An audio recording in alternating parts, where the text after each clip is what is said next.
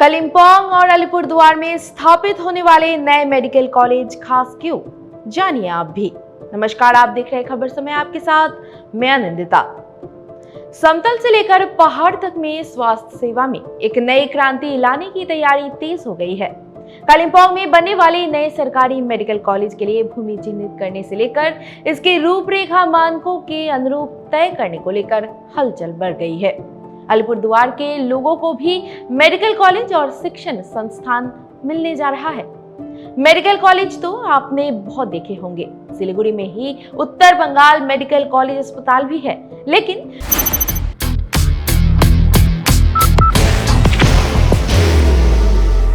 There will only be one insignia. Kalimpong और अलीपुरद्वार में स्थापित होने वाले नए मेडिकल कॉलेज की जो रूपरेखा तैयार की जा रही है, उससे पता चलता है कि ये मेडिकल कॉलेज अपने आप में अद्भुत होंगे। इनकी कई विशेषताएं जानकर आप भी हैरान रह जाएंगे। उत्तर बंगाल में नए सिरे से स्वास्थ्य परिसेवा का न केवल विस्तार हो रहा है, बल्कि इसे उन्नत बनाए जाने की रूपरेखा भी तैयार कर ली गई है। सरकार की मंशा साफ है कि पूरे बंगाल को स्वास्थ्य क्षेत्र में आत्मनिर्भर बनाया जा सके। सरकार चाहते हैं कि बंगाल के छात्रों और मरीजों की पढ़ाई तथा इलाज के लिए अन्य राज्यों में जाना ना पड़े। इसी मंशा के साथ स्वास्थ्य सेवाओं और मेडिकल शिक्षा को मजबूत करने की दिशा में सरकार ने एक बड़ा कदम उठाया है। बाहर की भागदौड़ अब नहीं तोड़ेगा आपके घर का सुकून। SBM गोल्ड UPVC विंडोज, आपके घर का सुकून। मिली जानकारी के अनुसार सरकार ने कालिम्पोंग, अलीपुरद्वार, उत्तर दिनाजपुर और पश्चिम बंगाल में नए सरकारी मेडिकल कॉलेज स्थापित करने की प्रक्रिया तेज कर दी है। स्थापित किए जाने वाले मेडिकल कॉलेज की प्रस्तावना में कहा गया है कि प्रत्येक मेडिकल कॉलेज में 100 MBBS सीटों की व्यवस्था होनी चाहिए और इसी के अनुरूप ही भूमि चयन से लेकर अन्य संबंधित तैयारी की सलाह दी गई है। Paschim Bengal medical services corporation limited की ओर से सभी संबंधित जिलों के मुख्य स्वास्थ्य अधिकारियों से कहा गया है कि वे इसी के अनुरूप उपलब्ध भूमि का ब्यौरा भेजेंगे।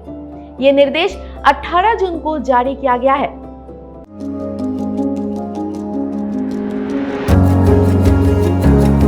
मनोकामना हॉस्पिटल, इस्कॉन मंदिर रोड, सेवक रोड, सिलीगुड़ी।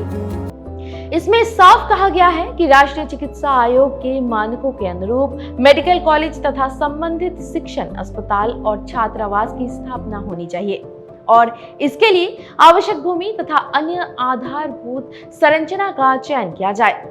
अगर जगह की कमी दिखती है तो अस्पताल से 10 किलोमीटर के दायरे में लगभग 20 एकड़ सरकारी भूमि की पहचान कर उस बारे में सरकार को सूचित किया जाए। जिस तरह के मानकों को तय किया गया है, अगर उसके अनुसार योजना को परवान चढ़ाया जाता है तो एक साथ एक जगह पर इतना बड़ा सरकारी भूखंड उपलब्ध नहीं होने पर उसे 2 परिसर में स्थापित किए जा सकते हैं। अगर एक परिसर में उपलब्ध होता है तो जाहिर है अथवा इस बात की पूरी संभावना है कि ये शहरी क्षेत्र से काफी दूर हो सकता है या फिर आबादी क्षेत्र में होने पर 2 हिस्सों में विभाजित किया जा सकता है। Elevate your career at IIHM Siliguri, organizers of the International Young Chef Olympiad. Earn a degree with placements in France and Mauritius. Now in Kalimpong. निर्देश में भी कहा गया है कि मेडिकल कॉलेज और शिक्षण अस्पताल एक ही परिसर या अधिकतम 2 परिसरों में स्थापित किया जा सकता है, लेकिन अगर 2 परिसरों में ये स्थापित होता है तो उनके बीच की दूरी 10 किलोमीटर से ज्यादा नहीं होनी चाहिए।